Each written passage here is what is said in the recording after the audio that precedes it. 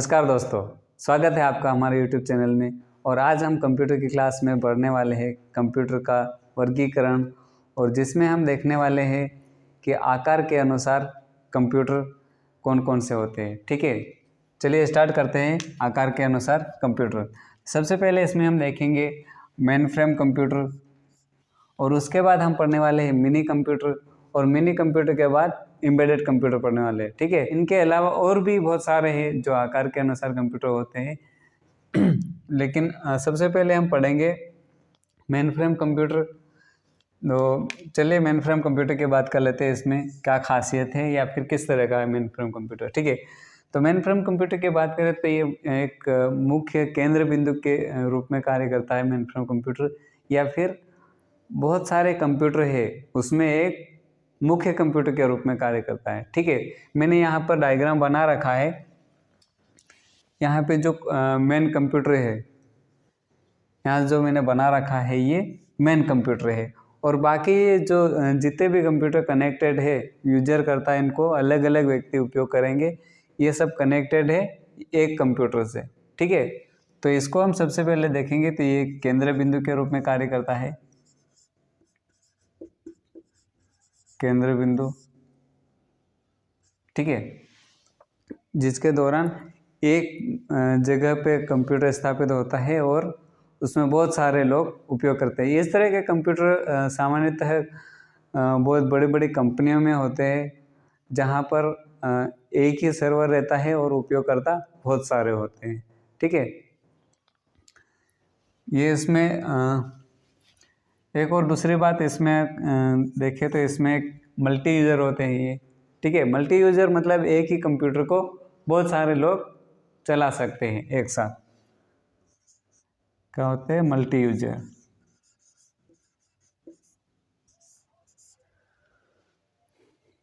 चलिए इसके बाद आगे हम देखते हैं मिनी कंप्यूटर की बात कर लेते हैं। मिनी कंप्यूटर इसका भी हम देखें तो इसका भी सेम मेन फ्रेम कंप्यूटर की तरह ही होते हैं, लेकिन ये इसकी कार्य क्षमता कम होती है।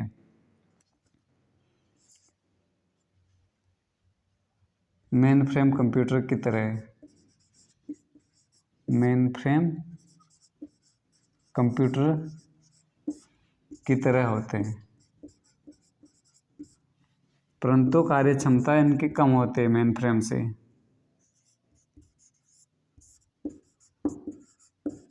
परंतु मेन फ्रेम से कम कार्य क्षमता।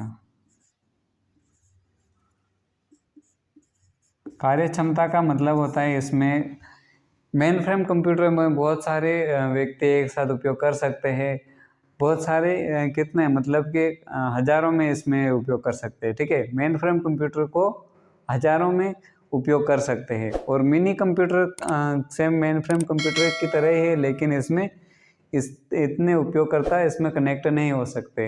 इसमें सैकड़ों में उपयोगकर्ता कनेक्ट होते हैं। मेन फ्रेम कंप्यूटर में 1000 के लगभग व्यक्ति कनेक्ट होते हैं, तो मिनी कंप्यूटर में 400-500 तक व्यक्ति इसमें कनेक्ट हो सकते हैं। लेकिन दोनों की खासियत सेम है। ये भी एक मल्टी यूज़र कंप्यूटर है और मेन फ्रेम कंप्यूटर भी एक मल्टी यूज़र है। इसमें एक बात और है, जो मेन कंप्यूटर है उससे जो बाकी यूज़र जुड़ते हैं, तो वो उसके जुड़ने की तकनीकी को क्या कहते हैं? Dumb terminal. ठीक है, ये मेन कंप्यूटर है, इसे बाकी कंप्यूटर जुड़ रहे हैं, इसको क्या कहते हैं? Dumb terminal. Dumb terminal. Dumb terminal के माध्यम से मेन कंप्यूटर से बाकी यूजर जुड़ते हैं। ठीक है, ये तो हो गए अपने मिनी कंप्यूटर की बात हो गई। आगे हम बात करते हैं इसमें एम्बेडेड कंप्यूटर की। एम्बेडेड कंप्यूटर की खासियत क्या है कि ये एक किसी विशेष कार्य को लेके बनाए गए हैं। ठीक है, विशेष कार्य का मतलब क्या है कि जैसे वॉशिंग मशीन में जो चिप उपयोग की जाती है वो एम्बेडेड कंप्यूटर के दौरान आती है, या फिर माइक्रोवेव का जो उदाहरण वो भी एक एम्बेडेड कंप्यूटर का है। ठीक है, इसमें मैं लिख देता हूँ। इसमें सबसे पहले तो इसमें वॉशिंग मशीन आ जाती, वॉशिंग मशीन, और दूसरा जो उदाहरण है इसमें माइक्रोवेव। ठीक है, माइक्रोवेव। इस तरह के जो कंप्यूटर है या फिर जो मशीनें होती है वो एम्बेडेड कंप्यूटर के दौरान होता है, क्योंकि ये एक विशेष कार्य को करने के लिए इनका निर्माण किया गया। ठीक है, जो वॉशिंग मशीन है वो सिर्फ क्लॉथ वॉश करने के लिए ही बनाए गए होते हैं, तो ये एक विशेष कार्य को ध्यान में रख के बनाए गए होते हैं। और जो माइक्रोवेव है वो उसमें जो चिप लगे होते हैं वो टेम्परेचर को कम ज़्यादा करने के लिए वो ऑटोमेटिक करते हैं। तो ये क्या है कि इस तरह के कंप्यूटर एक विशेष कार्य को ध्यान में रखकर बनाए गए होते हैं, और इस तरह के कंप्यूटर क्या होते हैं, एम्बेडेड कंप्यूटर होते हैं। ठीक है, एम्बेडेड कंप्यूटर के बाद आकार के अनुसार जो कंप्यूटर अगला कंप्यूटर आता है वो इसमें हम देखेंगे, तो वो है इसमें माइक्रो कंप्यूटर। ठीक है, कौन सा कंप्यूटर है, micro computer. Micro computer, micro computer की हम बात करें तो एक सामान्य व्यक्ति के जनजीवन में अभी जो कंप्यूटर सबसे पहले सामने आता है वो है एक माइक्रो कंप्यूटर ही है। ठीक है, माइक्रो कंप्यूटर में हम देखें तो इसमें बहुत सारे कंप्यूटर आते हैं, उनको हम एक एक करके बात कर लेते हैं इसमें कौन कौन से कंप्यूटर आते हैं। तो इसमें सबसे पहले हम देखेंगे एक वर्क स्टेशन। ठीक है, कौन सा, वर्क स्टेशन।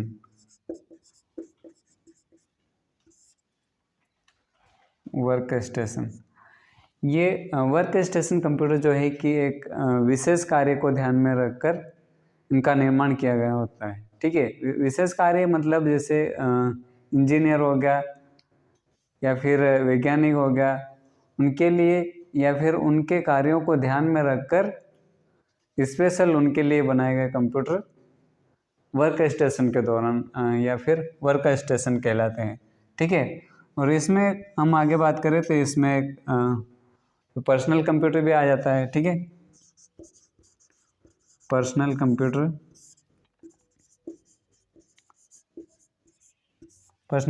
पर्सनल कंप्यूटर क्या है कि जो एक या फिर हम कह सकते हैं कि एक निजी उपयोग के लिए जो कंप्यूटर है उसको हम पर्सनल कंप्यूटर कह सकते हैं। ठीक है, जिसको सिंगल यूज़र कहते हैं या फिर एक समय में एक ही व्यक्ति उसको उपयोग कर सकता है, तो उस तरह के कंप्यूटर क्या कहते हैं, पर्सनल कंप्यूटर कहते हैं। आगे हम देखते हैं इसमें कौन सा कंप्यूटर आते हैं, तो आगे इसमें नोटबुक आ जाता है, नोटबुक, और नोटबुक को इसमें लैपटॉप भी कहा जाता है। ठीक है, लैपटॉप, नोटबुक इसके नाम से ही पता चल रहा है कि नोटबुक जो कंप्यूटर है वो अपने सामान्य सी बातों को नोट करने के लिए या फिर उसमें रखने के लिए जो कंप्यूटर निर्माण किया गया है वो नोटबुक है। ठीक है, इसके बाद हम आगे देखते हैं कौन सा कंप्यूटर आता है, तो आगे जो कंप्यूटर आता है वो है नेटबुक। ठीक है, ये स्पेशल नेट को इस्तेमाल, इंटरनेट के इस्तेमाल के लिए बनाया गया था। ठीक है, इंटरनेट के इस्तेमाल का मतलब जो सोशल मीडिया पे या फिर सोशल मीडिया के उपयोग के लिए जो कंप्यूटर बनाया गया था। ठीक है, चलिए आगे हम देख लेते हैं। नेटबुक के बाद इसमें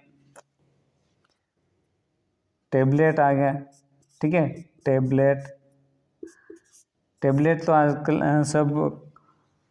सबने देख रखा होगा टैबलेट किस तरह का है या फिर टैबलेट कंप्यूटर किस तरह का है।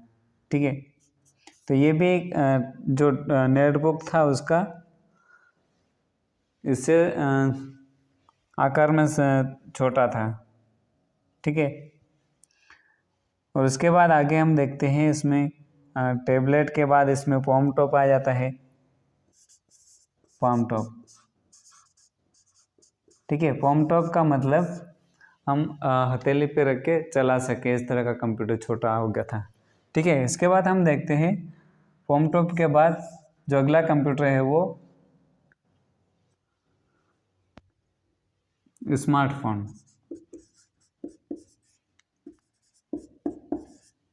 ठीक है, तो ये हमने देखे माइक्रो कंप्यूटर के अंतर्गत कौन कौन से कंप्यूटर आते हैं। ठीक है, माइक्रो कंप्यूटर के अंतर्गत सबसे पहले इसमें तो पर्सनल कंप्यूटर हो गया, फिर वर्क स्टेशन कंप्यूटर हो गया, नोटबुक हो गया, नोटबुक को लैपटॉप भी कहा जाता है, और उसके बाद नेटबुक, टैबलेट, लैपटॉप, स्मार्टफोन, ये इस तरह के कंप्यूटर जो एक सामान्य व्यक्ति के जनजीवन में सबसे पहले आते हैं या फिर दिखाई देते हैं। और इस तरह के कंप्यूटर जो माइक्रो कंप्यूटर की श्रेणी में आते हैं। ठीक है, माइक्रो कंप्यूटर किस तरह या फिर किस वजह से ये कंप्यूटर की साइज इतनी छोटी हो गई, तो ये 1970 में जो माइक्रो प्रोसेसर का निर्माण किया गया था, माइक्रो प्रोसेसर के उपयोग के कारण ही ये कंप्यूटर का आकार इतना छोटा हो पाया। ठीक है, चलिए माइक्रो कंप्यूटर के बाद आगे जो कंप्यूटर आता है वो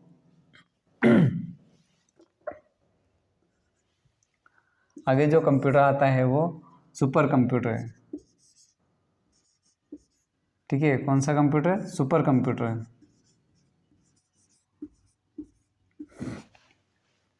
सुपर कंप्यूटर की खासियत भी एक मेन फ्रेम कंप्यूटर की तरह ही है। ये भी एक मल्टी यूजर कंप्यूटर है, एक साथ इसको बहुत सारे यूजर उपयोग कर सकते हैं। ठीक है, लेकिन ये कंप्यूटर मेन फ्रेम कंप्यूटर से किस तरह अलग है वो हम देखते हैं इसमें। ठीक है, जो सुपर कंप्यूटर है वो मेन फ्रेम कंप्यूटर से इसलिए अलग है क्योंकि ये अपनी स्पीड को महत्व देता है। ठीक है, और जो मेन फ्रेम कंप्यूटर है वो एक कम समय में ज़्यादा से ज़्यादा काम करने की कोशिश करता है, और ये जो सुपर कंप्यूटर है ये एक कार्य को कम से कम समय में पूरा करने की कोशिश करता है। ठीक है, तो इस तरह के कंप्यूटर अक्सर जहाँ पर समय की ज़्यादा महत्व होता है उस तरह की जगह पे उपयोग किया जाता है। ठीक है, जैसे कि रेलवे स्टेशन, एयरपोर्ट पे हो गया, ऐसे जगहों पे समय का बहुत महत्व होता है, क्योंकि जो निश्चित समय में जैसे हम रेलगाड़ी के आने का समय या फिर कौन से रूट पे चल रही है इस तरह की हम जानकारी उसमें चाहे तो फिर उसको जल्दी रिस्पॉन्स मिलना चाहिए या फिर उसका जल्दी रिजल्ट मिलना चाहिए। तो इस तरह का कार्य कौन? सुपर कंप्यूटर फास्ट करता है, तो इसलिए इस तरह की जगहों पे सुपर कंप्यूटर का उपयोग किया जाता है। ठीक है, ये भी एक मल्टी यूजर है। चलिए इसके बाद आगे हम देखते हैं भारत में सुपर कंप्यूटर।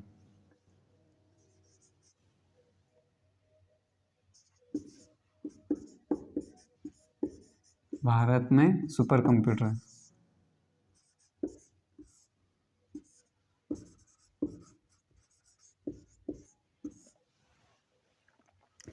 भारत में हम सुपर कंप्यूटर की बात करें तो इसमें सबसे पहले सुपर कंप्यूटर जो कि फ्लो सॉल्वर आया था, और उसके बाद जो सुपर कंप्यूटर वो परम की सीरीज चली थी। ठीक है, सबसे पहले जो कंप्यूटर इसमें आया था सर्वप्रथम फ्लो सॉल्वर। ठीक है, भारत में सुपर कंप्यूटर सर्वप्रथम फ्लो सॉल्वर का निर्माण किया गया था, और उसके बाद जो परम की सीरीज चली थी। ठीक है, परम कंप्यूटर, और इसमें परम कंप्यूटर में सबसे पहले परम 8000 कंप्यूटर, परम 8000 कंप्यूटर। ठीक है, परम 8000 के बाद जो कंप्यूटर अगला आया वो परम पदम।